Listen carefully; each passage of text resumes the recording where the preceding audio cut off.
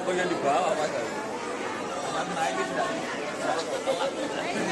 Baik, sesaat lagi kita ikuti bersama menandakan canangan dari kegiatan Superorganisasi Nasional Polio. Dulu kedua ini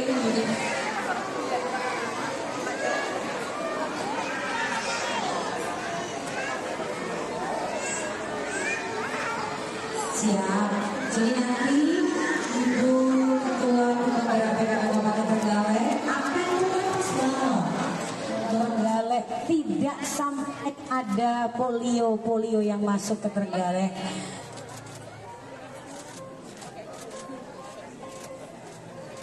Iya, terima kasih Bunda. Alhamdulillah ya, untuk perjalanan kemarin setelah pencanangan pada tanggal 15 Januari kemarin kita sudah mulai action untuk melaksanakan Supin Polio tahun 2024 ini.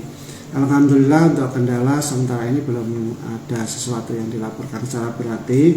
Antusiasme masyarakat untuk melaksanakan vaksinasi cukup luar biasa. Terus dukungan lintas sektor, kemarin kita lihat di semua kecamatan ada pencanangan, kemudian ada di desa-desa juga disambut dengan luar biasa oleh masyarakat, kemudian perangkat desa, tokoh masyarakat dan lain sebagainya. Alhamdulillah untuk Supin Polio 2024 ini bisa berjalan dengan baik. Perlu disampaikan bahwa ada data sasaran itu dari Pusdatin ya, Pusdatin dari Kemenkes, kemudian ada data sasaran real. Untuk data sasaran dari Pusdatin, pencapaian kita sudah 105,9%. Kalau di Jawa Timur saat ini 102,8%.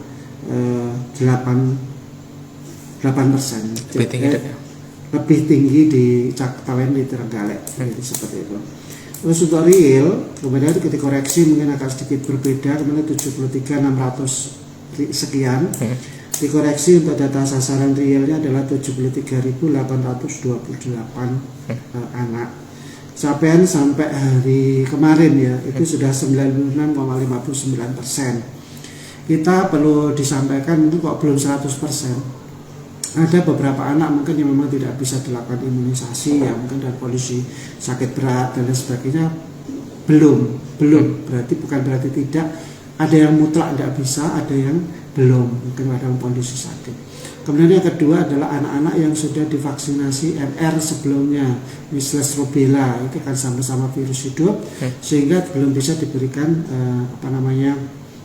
vaksin polio ini. Jadi dia harus nunggu 4 minggu. Jadi kemarin pada tanggal 15 sampai dengan 21 dia belum masuk. Nah pada minggu-minggu ini dilakukan dengan metode sweeping, jadi mereka akan dikunjungi atau mereka yang diundang datang ke satu tempat untuk dilakukan vaksinasi tahunan. Jadi setiap hari itu kalau kita lihat dari Senin, Selasa, Rabu itu kita bisa menambah sekitar 500-an anak, sampai sekitar 500-an anak setiap seperti itu. Nanti memang diharapkan bisa tercover semuanya kecuali beberapa yang yang tidak bisa dilakukan vaksinasi saja. Dengan capaian 96,59% ini sebenarnya sudah mencapai target dari Supin Polio yaitu 95%. Kira-kira seperti itu. Alhamdulillah untuk KIPI tidak dilaporkan ya, mungkin karena di rumah mungkin tidak terlalu memang secara umum untuk KIPI dari polio ini relatif ringan ya. Kadang-kadang hanya sedikit ngeliang aja, pusing, kemudian mual, kadang-kadang sedikit muntah, kadang-kadang ada juga yang diare. Itu pun angkanya kurang dari 10%, dan itu pun relatif ringan karena virus vaksinasi polio ini sudah juga rutin dilakukan untuk anak-anak yang ada. Kira-kira seperti itu. Dok, ini kan sudah dijadwalkan dok selama sepekan untuk gelombang pertama, terus gelombang kedua sepekan. Bisa nggak dok dilakukan PIN selain di pekan tersebut? Nah, ini yang dimaksudkan yang namanya sweeping tadi itu adalah di luar jam tanggal 15 sampai dengan 21 sasaran-sasaran yang belum terimunisasi kita lakukan sweeping, jadi kita kunjungi atau mereka kita undang datang ke suatu tempat. Harapannya semuanya harus bisa terlayani dengan supin polio ini. Jadi bukan berarti harga mati tanggal 15 sampai 21 setelah itu selesai, tidak.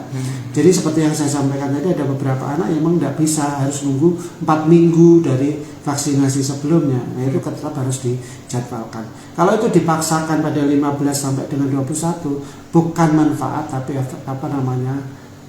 virus itu saling menyerang sehingga dampak yang kekebalan yang diharapkan tidak terjadi. Jadi kita tidak boleh memaksakan, minimal harus 4 minggu itu dilampaui. Oleh karena itu makanya ada nanti periode setelah supin pertama yaitu 15 sampai 21 kita masih melakukan sweeping. Ya. Kalau untuk stok vaksin polio sendiri gimana, Pak? Alhamdulillah aman. Jadi kita prinsipnya gini ya Mas. Jadi nanti dari data sasaran real itu kita kemudian nanti minta ke provinsi seperti itu. Data sasaran datanya masih cukup aman seperti itu. Siap. Kalau untuk persiapan PIN kedua gimana, Dok? Oke, jadi untuk persiapan PIN kedua tentunya kita melakukan evaluasi ya dari hal-hal yang bisa terjadi kemarin, mungkin kendala-kendala yang mungkin meskipun ringan dan sebagainya seperti itu harus tetap kita antisipasi. Termasuk untuk ini kan juga harus di-entry pada aplikasi, sehingga untuk entry ini kan perlu memerlukan waktu. Tapi alhamdulillah ini yang data yang saya sampaikan sudah ter-entry semua. Seperti itu. Jadi mungkin ada beberapa yang mungkin belum di-entry oleh teman-teman karena pekerjaannya juga luar biasa untuk entry pakai NIK dan sebagainya dengan 73.000 sekian itu juga tetap. Nah itu jadi evaluasi mungkin sistemnya yang kita kemarin jadi beberapa pengalaman baik dari beberapa puskesmas bisa digunakan. Itu yang pertama. Dan yang kedua perhitungan untuk sasaran. Nanti di periode yang berikutnya ini mungkin ada sudah keluar umurnya lebih dari 7 tahun. Tapi ada juga yang mau bayi-bayi yang baru lahir yang masuk itu juga. Jadi itu menjadi kita petakan kembali sasarannya supaya nanti tidak ada yang terlewatkan seperti itu. Kalau untuk selama supin polio pertama kemarin, apakah sempat ada penolakan, Dok, dari orang tua bayi?